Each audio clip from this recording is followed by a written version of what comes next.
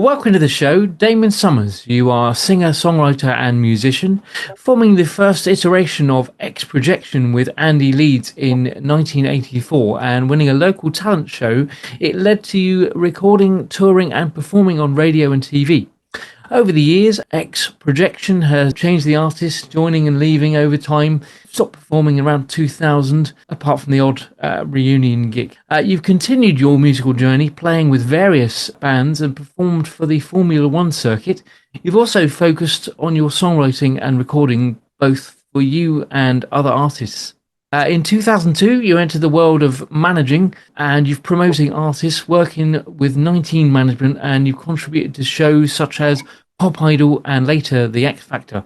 There is a ton of stuff otherwise to talk about with you, Damon. Thank you so much for joining us on the show here, and please do tell us more. Okay, so you've covered the basics at the start of everything. I mean, the band, we sort of carried on. We did all sorts of things. We were involved with Stockade and Morton in the late 80s as well to sort of re-record the tracks and try and that launched again. That didn't quite happen either. At that time, there was only 3 of us left, so out of 5. We did the sort of tracks and songs for various gigs for people that wanted to see it during the 2000s. Or late 1999 sort of thing. Yeah. And then, in between all that time, I got a proper job. As my mum would say, proper job. I was a nurse for about 6 years, 7 years. And it was around about 2002. I left, and then it was like, what am I going to do? So I just went back into people I knew, really. That was it. And I always say this, it was a surprise to me that people remembered me. It was just, that was bizarre that they actually remembered me. It was like, okay, so one thing to let another, and certain jobs came up, and Simon Fuller thing and so on, working with that, and with Pop Idol and so on. And then Simon Cowell I'd known for 20 years, something like that, prior. So going into Psycho for a little while, which was literally 6 months, was an easy sort of choice to come out. When 19 moved over to the States, I had the opportunity, but I didn't want to go. And then from that, I ran my own company and used a lot of the guys from Pop Idol on there. Just because they're out of contract by that point. So it was cool. And then I sort of I want to get back into sort of writing and gigging and things like that. So it was around about 2004, 5, I think it was, thereabouts. I started to, because I was auditioning other people for doing all sorts of things, and I'd have an audition sort of period in a studio every 2 weeks. And people would come from, up and down the whole country to come to these auditions, and you got the good, the bad, and the ugly, as usual. It was a bit like Pop Idol itself, do you know what I mean? And so I wanted to do it myself. So I got back into doing bands, and I toured, including the 41 Grand Prix tour as well, which is about 2011, I think I did that. So I toured the UK, we'd done Italy a bit and things like that. So, and toured the band, just doing an 80s review type thing, and that's what I've been doing since, in that sort of side of things, gigging wise. It's easy and people like it, so why not, And on top of that, I've been in management and agency, sort of like, so I run my agency, stroke management sort of thing, and I've managed people. Then I met Mark Camplin, and we became friends, songwriters together as well. And then we started up our publishing company, which is One Music Publishing. That was solely really for us, to be fair, initially. So we had sort of publishing arm, but then that sort of like escalated a bit. We took other people on, and so then we're getting briefs in for other things, mainly for TV shows and films and things like that. So we started taking on other writers and other bands and things like that on the publishing company. Then that morphed into doing the record side of things as well. So we started a record label, and so we're putting out stuff in that as well. And and I'm still doing agency now and pushing stuff, things like promoting wise, as I think I spoke to you about the promotion of the theatre shows and things like that. Around the UK. So we're in the middle of doing that right now. That's about the size of it overall of what I've done and what I'm doing.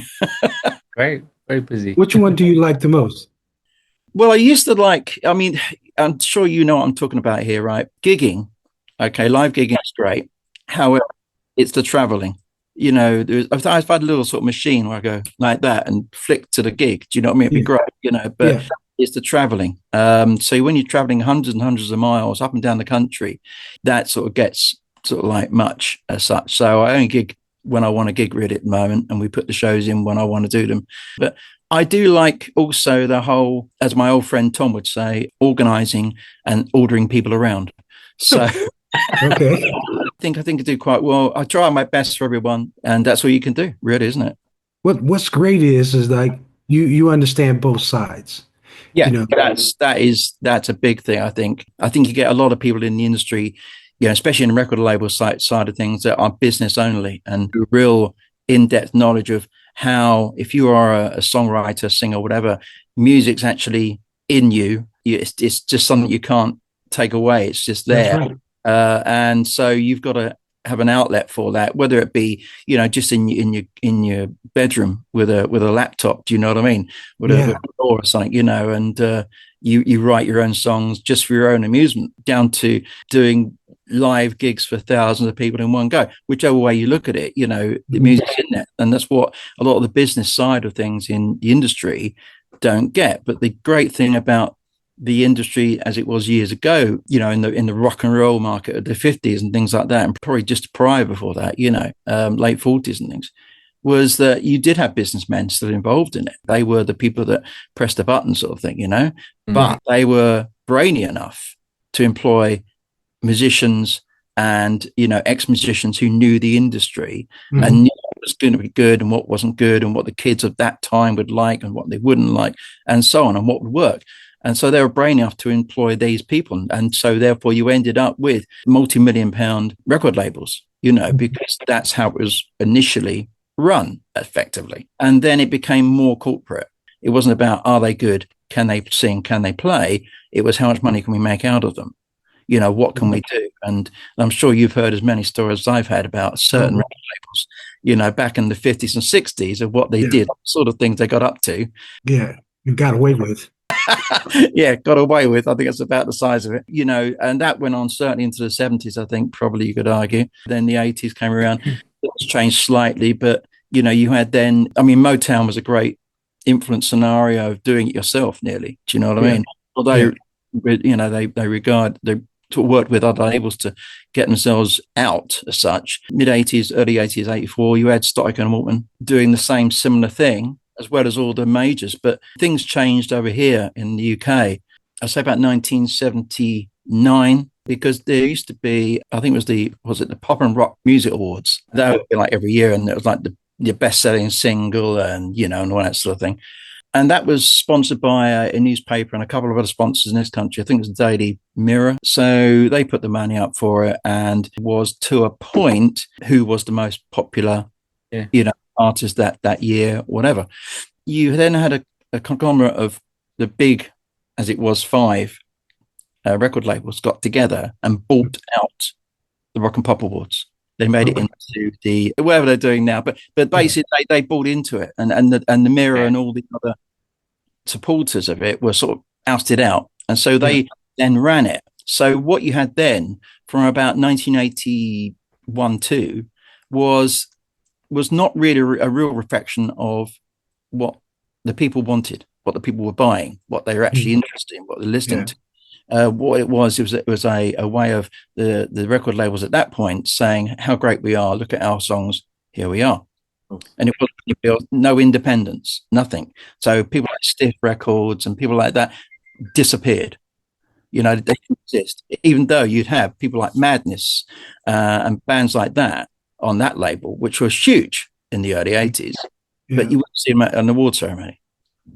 Obviously, you've been in the industry on kind of almost both sides of the coin, as it were, from the management to obviously initially the performing. Is that the reason you went into management? Is a partial question, because you've seen how not to do it, or how better it can be done. Is that how why you decided to go solo into your own area? Was that part of the reason? No, it was accidental. It was more, falling into it, which I've done a lot in my career. I've generally, because you always say yes, don't you? Can you do this? Yes. Oh, I see what you mean. Can you go on after Elton John? Yes. And so on. So the word is always yes. So when it was come down to the fact of like, can you do this? Can you take care of the artists on pop? Yes. Right. I needed a job. So yeah, I sort of fell into it. It wasn't a conscious decision to go, right, I woke up one day and said, right, I know I'm a great musician, a great singer, great writer, but I want more. I know it wasn't like that at all. Okay. All right. What's your feelings about positive social conscious lyrical content? I think it has its place. It depends on how you're writing the song, to be fair. You can write the song so that everyone and their mother knows exactly what the song's about. Mm-hmm. Okay. Or you can be tricky with it and write it in such a way where people are guessing what you think that you're writing about, but it's actually quite commercial at the same time, respect to the people that have no idea what you're talking about. And so it depends on how you look at it. Do you know what I mean? You can be straightforward and say, I'm against this and I'm for that. You can also say that in a puzzling way. Do you know what I mean? To the listener, say certain things. You could put it into a love song sort of thing, but it isn't a love song really. It's actually something about political change or where it may be that you want to talk about. I love it. Tom? You've also been involved, as you've seen, in sort of things like Pop Idol and X Factor. Do you think, obviously now that X Factor is either on hiatus or whether it's finished completely, I don't know, do you think that is going to change the way some of the music is created now, where it will go back to non-televised and non-sort of people being discovered in that way? Well, I think, if you know anything about the industry as it right now, I mean, it's so different to what it was when I first got into it. I mean, it's a different ballgame completely. And I think anyone in the industry back then has had to change considerably to be relevant in the industry now. And I think Pop Idol and things like that, changed the way that the general public see live music, if you like, because they, and I don't think I'm letting anything out the bag here, but basically when they're watching it on the telly, okay, they think that the singers are singing live. Yeah. And it never was. It never was. It was never quite as, there was jiggery pokery going on all the time. Okay. And I don't think that's a big. No, I think people are aware more so now than ever. People are aware of that. So you had that situation where the general public then had that thing of, well, they want absolute perfection. Okay. So when they went to a gig down the local pub or something like that, if you didn't give them absolute perfection, you're like, oh, they're a bit rubbish, even though they're a great band, great guitar, player, singer, and so on. So there was that situation then, and therefore I think at that point, although bands have used backing tracks before, way before this, for various, certainly in the early 80s, where you had like a 2-track reel-to-reel recorder around the back of you. Do you know what I mean? So it's not like it was a new thing, but what actually happened at that point was the bands in this country were touring with backing tracks on them, even like rock band, funk bands, you name it, everyone, because the audience wanted that perfection, almost more because perfection. X Factor, Pop Idol, and all the other sort of shows, and so it changed. I think it changed it, but I think what's happening now, what I see is that they still want that.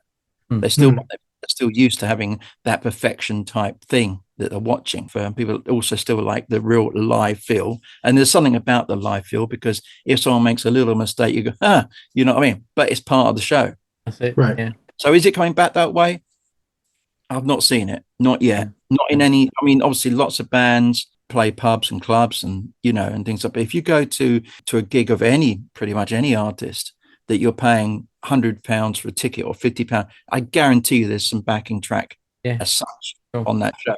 So if you're going down a pub though, or down to your local club or whatever, or a local festival or something like that, then genuinely they're going to be, being sort of what you see is what you get type thing. If you go to local festivals, as the ones that are run that way, you're sort of, the audiences aren't massive. They just never are, unless you've got something like a tribute festival, that sort of thing. The only festivals that make a lot of money are the ones that are designed to bring in, artists that you've known from yesteryear type thing, and they, you pay I don't know, 50 quid or it is, and you know what you're going to get. It's got a backing track on it as such.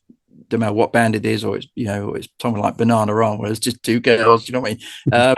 It doesn't matter which one it is. It's going to have that. So has it made a difference to music? No, because music was really going in that sort of fashion from the sort of guys from Sweden with Britney Spears and things like that. So And it hasn't really changed. The golden keys or the chords, should I say, hasn't changed. It hasn't gone any different. Yeah. People have tried to change it. Why doesn't that change? Well, because the record companies still make loads of money out of it. Yeah. Why would they change formula. Yeah. You've got 3 labels now, effectively, okay, in the whole world. That you've got Universal, you've got Sony, you've got Warner's, okay, and that's it.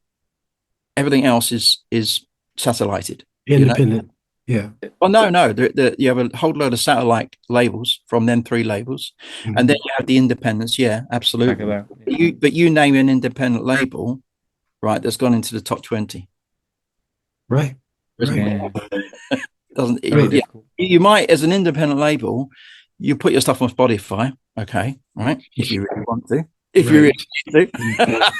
right? Put your stuff on Spotify, or you can put it on Bandcamp or anything, or your own website or whatever it may be, and you can, make some money if you promote it and publicize it and etc. But that's a 24/7 job. Do you know what I mean? You're on it all the time just to break through to an audience and get an audience to start liking you and buying your stuff and so on, and you can then sell merchandising and so on, to really break through, to make some serious money. In most cases, not all, but in most cases, you need help.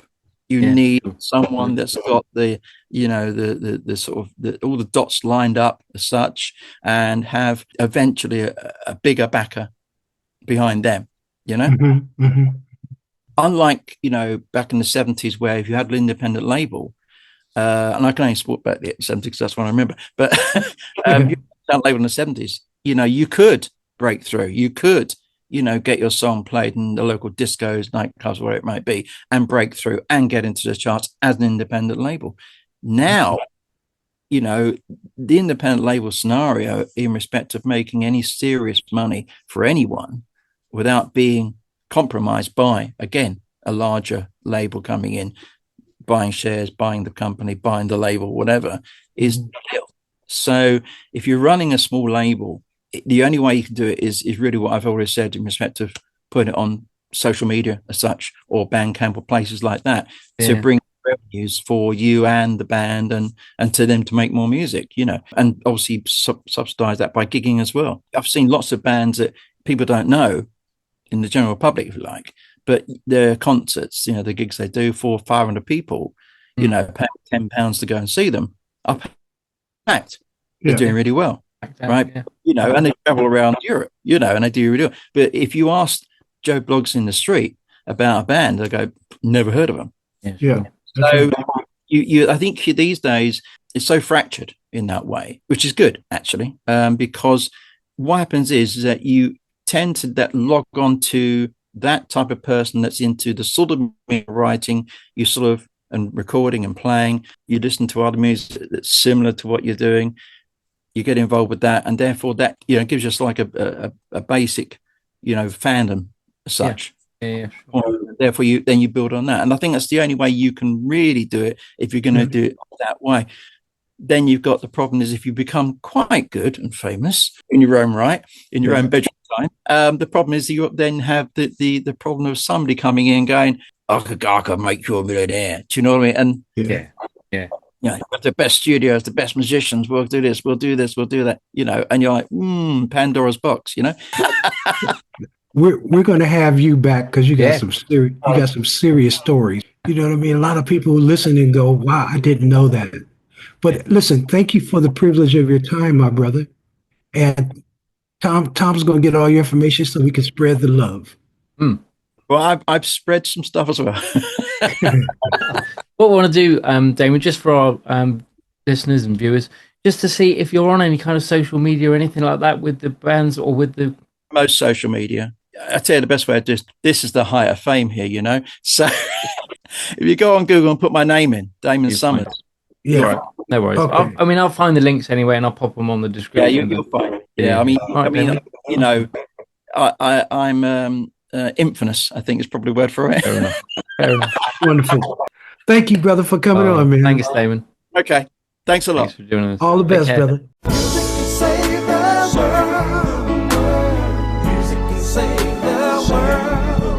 If we all get together, music can save the world. Yeah. Music can save the world.